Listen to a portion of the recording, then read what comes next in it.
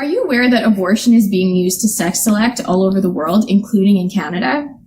In countries like India, China, Korea, and Vietnam, abortion to sex select is used whenever a culture considers boys to be more valuable than girls. In China alone, the sex ratio disparity has grown to 120 boys to 100 girls.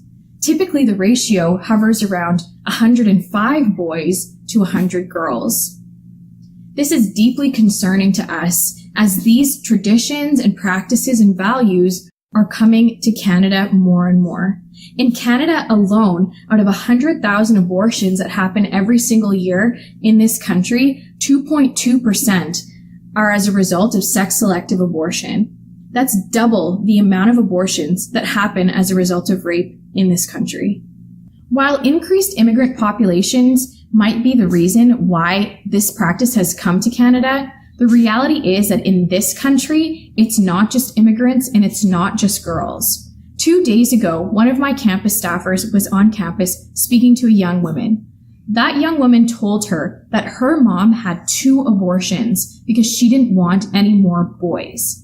In that conversation, the young woman realized that if she had one chromosome different, if she had been conceived with a Y chromosome as opposed to an X chromosome, she wouldn't be here. The abortion movement has always been about eugenics and always will be. Preborn children are targeted because of their sex, their race, their level of ability, and whether or not they were born into a poor or rich family. We are familiar with people who have abortions because they don't want a child, but abortion is more and more being used because someone doesn't want that child. This really hits home for me personally. I was adopted from an orphanage in India 20 years ago. My cousin was adopted from the same orphanage. We both consider ourselves to be lucky, but the reality is that she is actually 10 times more lucky than I am because she has a skin condition. And a result of her skin condition, her university-educated parents abandoned her on the street at birth because they simply didn't want her. And thankfully for both my cousin and I, my aunt was able to facilitate adoptions and my aunt adopted her herself. I, on the other hand, was adopted to Canada, where apparently we uphold human rights for all human beings. We want to ensure that Canada upholds human rights for all human beings.